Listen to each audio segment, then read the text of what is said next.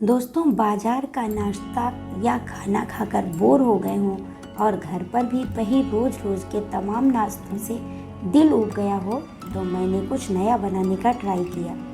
आज मैं जो रेसिपी लेकर आई हूँ वह है एक फ्यूजन रेसिपी। यह आपको एक तरफ गुजरात के ढोकला की तरफ ले जाएगी, मगर वहीं इसको खाकर आपको चाइनीज का भी एहसास होगा। तो आज की डिश में कुछ ढोकला और कुछ मंचूरियन की रेसिपी से हमने मिक्स करते हुए ऐसी डिश बनाई है जिसे खाकर मज़ा आ गया। तो आज हम और आप मिलकर इसे बनाते हैं और आनंद लेते हैं एक नई रेसिपी का। दोस्तों, मैं हूं सोनी और मैं ऐसी ही स्वाद और सेहत से भरपूर रेसिपी की वीडियो लाती रहती हूं। इससे पहले कि आप रेसिपी में खो जाएं, कर दीजिए वीडियो को लाइक। अगर आप चैनल पर नए हैं तो सब्सक्राइब करके घंटी वाला बटन दबाना ना भूलें। तो आइए शुरू करते हैं।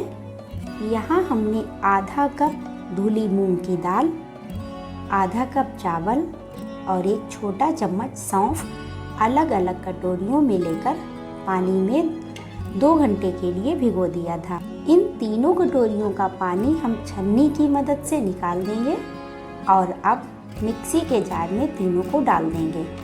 इसके साथ ही करीब 15-20 लहसुन की कलियां भी डाल देंगे। थोड़ा पानी डालकर इसका पेस्ट बना लेंगे। तो देखिए, ऐसा पेस्ट बनकर तैयार हो चुका है और अब करेंगे बैटर बनाने की तैयारी। एक बाउल में करीब 1 कप बेसन लेंगे। इसमें हम मिक्सी से बनाया हुआ पेस्ट डाल देंगे।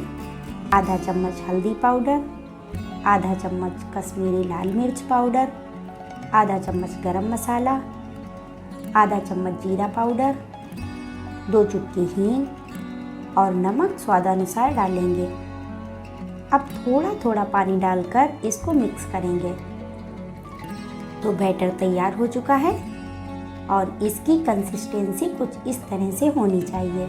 दोस्तों, इस बैटर में से हम करीब तिहाई भाग ही आज की रेसिपी के लिए प्रयोग करेंगे। बाकी बैटर हमने दूसरे काम में लिया था। तो दोस्तों, हमने इसको ढोकला या ढोकले जैसा बनाने के लिए एक प्लेट में थोड़ा सा तेल लगाकर बैटर को उसमें डाला और भाप में पका लिया था, मगर इसकी वीडियो हमसे डिलीट हो गई थी, इसलिए वह पार्ट आपको नहीं दिखा पा रही हूँ। इसके लिए सॉरी दोस्तों। तो आप एक कढ़ाई या भगोने में पानी लेकर उसमें एक कटोरी रखें ताकि प्लेट डूबे नहीं और उसके ऊपर प्लेट रखकर ढककर भाप में पका लें। तो हमने इसे काटकर पीस कर लिए हैं। यहाँ हमने कुछ ताज़े मक्के के दाने, हरी मटर और सोयाबीन का चूरा लिया था। सोयाबीन को पानी में भिगोने के बाद एक प्याज, एक टमाटर, 2 हरी मिर्च, 10-12 लहसुन को इस तरह से चॉप कर लिया है।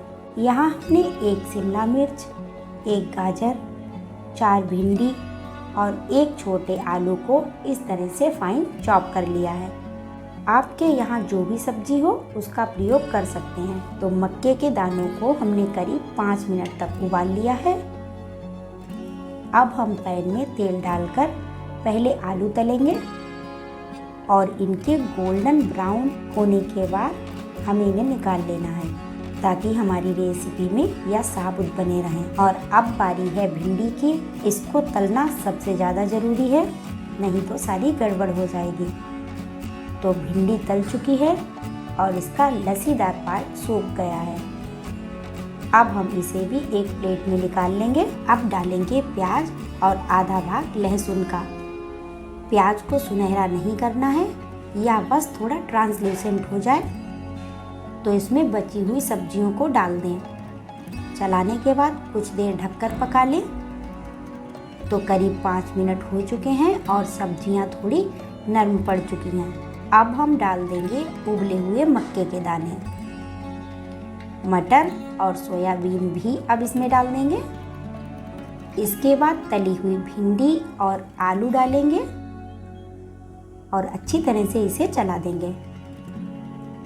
अब इसमें डाला है आधा चम्मच हल्दी पाउडर, आधा चम्मच कश्मीरी लाल मिर्च पाउडर, आधा चम्मच गरम मसाला, आधा चम्मच धनिया पाउडर और अब हम इसमें डाल देंगे करीब 4 कप पानी। अच्छे से मिला देंगे। अब हल्का सा उबाल आने पर 1 बड़ा चम्मच सफ़ेद सिरका डालेंगे, 1 चम्मच सोया सॉस, 1 चम्मच ग्रीन चिली सॉस, 1 चम्मच टोमेटो सॉस और करीब आधा चम्मच रेड चिली सॉस डाल दें। 1 चम्मच उड़द दाल का पाउडर, 1 चम्मच बेसन भी डाल दें और अच्छी तरह से मिक्स कर दें। ध्यान रहे कि इसमें बेसन की गांठें बन सकती हैं, तो हमें इसे अच्छी तरह से चलाना है। हो सके तो बेसन और दाल के पाउडर का किसी बर्तन में पहले से ही घोल बना लें और उसके बाद उसे डालें।